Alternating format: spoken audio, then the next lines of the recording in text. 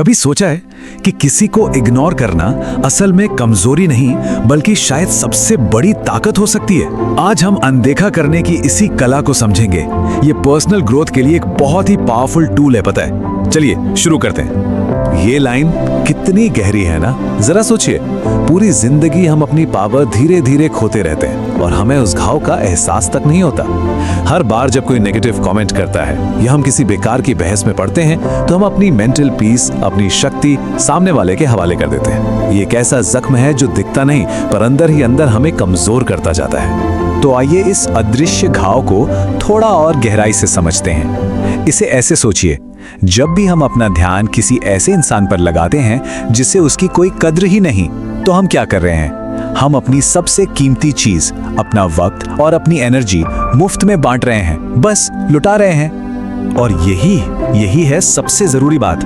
Attention यानी हमारा ध्यान फ्री नहीं है, बिल्कुल नहीं। ये हमारे पास मौजूद सबसे महंगी करेंसी है, एक खजाने जैसा। और इस खजाने को कहाँ खर्च करना है, ये फैसला बहुत बहुत सोच समझ कर लेना होगा। तो सवाल ये उठता है कि आखिर इस एनर्जी की बर्बादी को रोकें कैसे? इसका जवाब आज से 500 साल पहले एक बहुत मशहूर थिंकर ने दिया था, निकोलो मैकियावेली। उन्होंने कमाल की बात बताई कि असली पावर हर फाइट लड़ने में नहीं है। असली पावर तो ये जानने में है कि कब चुप रहना है, कब स्ट्रैटेजिक तरीके से पीछे हट जाना है। मैकियावेली दो तरह के राजकुमारों की बात करते हैं। एक तरफ है द चेजिंग प्रिंस, ये वो है जो हर छोटी मोटी बेइज्जती का जवाब देता फिरता है। नतीजा वो इनसिक्योर और कमजोर दिखता है, लोग उसे भूल जाते हैं। और दूसरी तरफ है द विथड्रॉइंग प्रिंस, ये शांति से बैठा रहता है, इससे लोग डरते भी हैं और इसकी रिस्पेक्ट भी करते हैं। ये मैग्नेटिक बन जाता है। साफ है, जो अपने रिएक्शंस को कंट्रोल करता है वही असली पावर रखता है। ये बात बहुत पावरफुल है। Silence is not emptiness. चुप्पी का मतलब ये नहीं कि कहने को कुछ है ही नहीं, चुप्पी अपने आप में एक स्टेटमेंट है, एक ऐलान। ये कहती है कि तुम मेरे जवाब के लायक भी नहीं हो। और सोचिए, इससे बड़ा कंट्रोल और क्या हो सकता है? लेकिन जब हम किसी को अनदेखा करते हैं तो आखिर होता क्या है? क्यों इसका इतना असर होता है? चलिए अब इसके पीछे की साइंस और थोड़ी सी डार्क साइकोलॉजी को समझते हैं। ये बहुत इंटरेस्टिंग है। तो जब किसी को इग्नोर किया जाता है तो उनके दिमाग के अंदर क्या चलता है? आपको शायद लगे ये सिर्फ एक फीलिंग है, पर ऐसा नहीं है। उनके दिमाग में लिटरली एक केमिकल रिएक्शन शुरू हो जाता है। इसके पीछे पक्का विज्ञान है। न्यूरोसाइंस में इसे कहते हैं सोशल रिजेक्शन। और सबसे हैरान करने वाली बात पता है क्या है?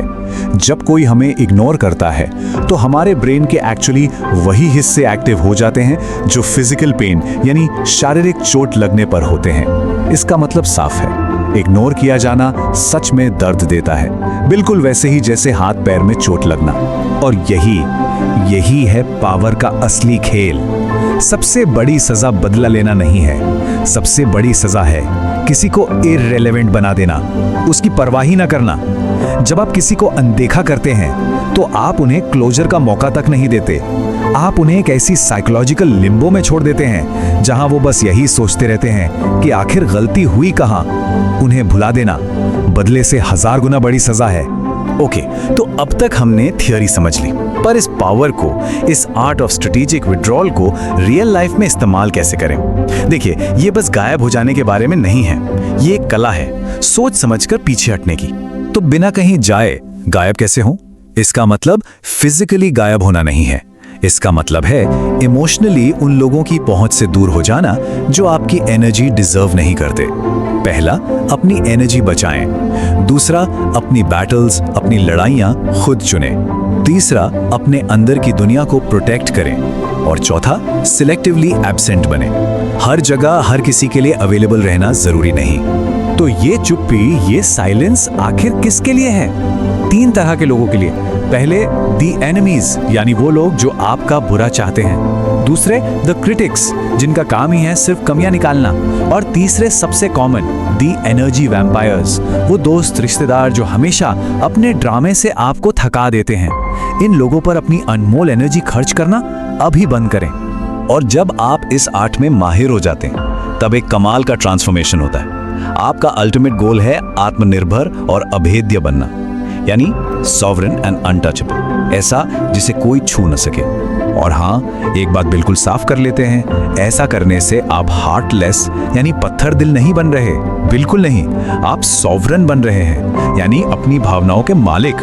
आप अपने अंदर एक ऐसा किला बना रहे हैं जहां दूसरों के ओपिनियंस आपको आके छू भी नहीं सकते। यही है असली इमोशनल फ्रीडम।